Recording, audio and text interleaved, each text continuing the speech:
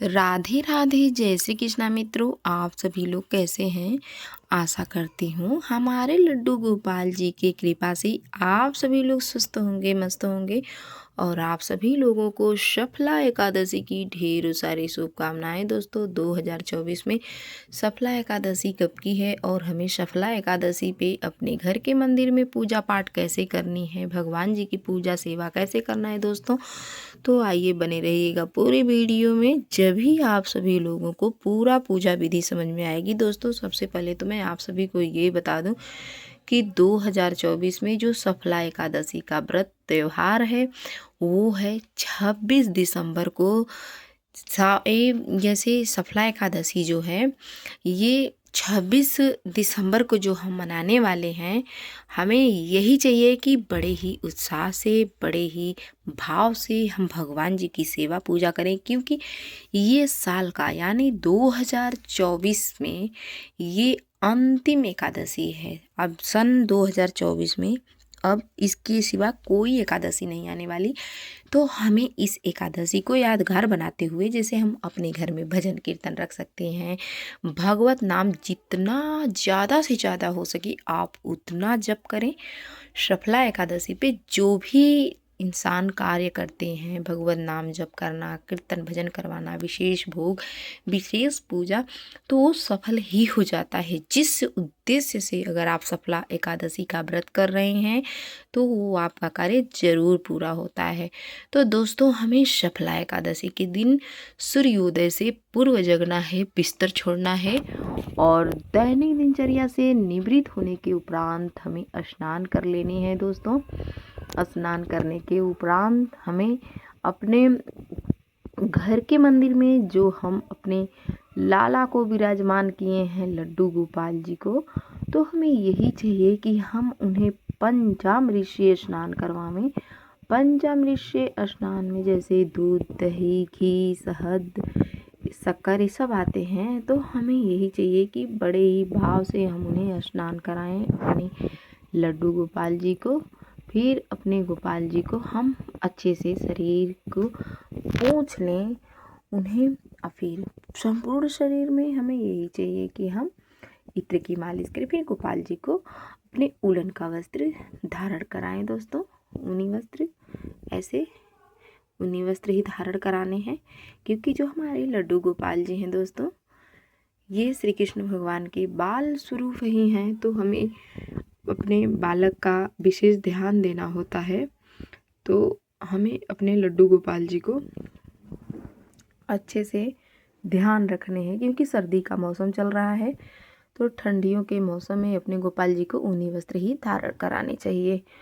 और जब हम अपने गोपाल जी को ऊनी वस्त्र पहना लें तो इनका हमें श्रृंगार करने चाहिए, जैसे कान के बाले, गले के हार, गले के बांसुरी, हाथ के कड़े, मोर मुकुट ऐसे हमें धारण कराने चाहिए। फिर भगवान जी को सीजनी फलों का भोग लगाने चाहिए। दोस्तों जो भी सीजन में फल अवेलेबल हो आप भोग लगा सकते हैं, और मिष्ठान में भी कोई भोग लगा सकते हैं। वैसे तो भगवान जी को 56 भोग ही लगते हैं, और लेकिन जो भी इंसान के, जो भी भक्त के, जो भी वैष्णव के घर में जो भी अवेलेबल है आप वो भी लगा सकते हैं। भगवान ये नहीं कहते कि हम 56 भोग ही खाएंगे, लेकिन आप जो भगवान को दें बड़े ही भाव से दें, श्रद्धा भाव से दें। तो हमें यही चाहिए कि हम भगवान जी के समक्ष एक दीप और एक, ये देखिए, कलश की स्थापना। तो कहते हैं कि जो भी हम सत्कर्म करते हैं, अच्छे अच्छे कार्य करते हैं या बुरे जो भी करते हैं, भैया भगवान तो सबका लेखा जोखा लेते हैं। तो कहने का तात्पर्य यही है कि अगर जो इंसान अच्छे कार्य कर रहे हैं, हम कलश अगर रखे हैं तो अच्छे ही कार्य के लिए रखते हैं। तो कलश की स्थापना का यही उद्देश्य होता है। जो हमारे वरुण देवता हैं, हमारे पुण्य पाप के पूजा के साक्षी होते हैं। और जो ये दीप प्रज्वलित हम करते हैं, ये अग्नि देवता भी हमारे अच्छे अच्छे पुण्यों के, सत्कर्म के साक्षी होते हैं। तो इस नाते हमें दीपक जरूर प्रज्वलित करना चाहिए। दोस्तों जल रखना बिल्कुल ना भूलें दोस्तों।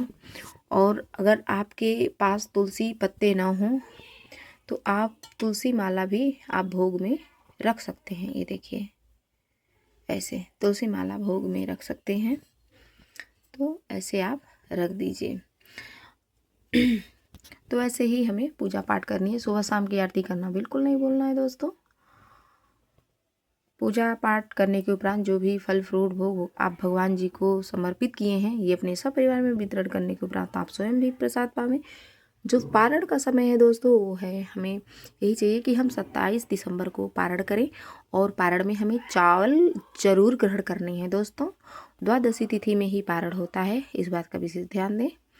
और इसका जो समय है 7:30 बजे से लेकर के आप 9 बजे तक आप पारण कर सकते हैं, क्योंकि द्वादशी तिथि ही मान्य होती है एकादशी व्रत में। और आप भगवान जी से क्षमा याचना ज़रूर प्रार्थना करें, हे प्रभु अगर हमारे पूजा पाठ में जो कुछ भी त्रुटियाँ हुई हो उसे क्षमा कीजिएगा। और ऐसे ही हमें अपनी पूजा संपन्न करनी है दोस्तों। आप सभी लोगों को ये वीडियो कैसी लगी? अगर ये वीडियो आप सभी लोगों को अच्छी लगी हो और आप लोगों के थोड़ा भी यूजफुल हो, लाइक सब्सक्राइब करना ना भूलें। प्यारा सा कमेंट लिखकर जरूर बताएं कि आप सभी लोगों को ये वीडियो कैसी लगी। और भी तीज त्यौहार की जानकारी प्राप्त करने के लिए हमारे किशन कन्या व्लॉग चैनल को लाइक करें, सब्सक्राइब करें, ताकि हमारे आने वाले वीडियो के नोटिफिकेशन आप तक पहुँच सके। राधे राधे, जय श्री कृष्णा।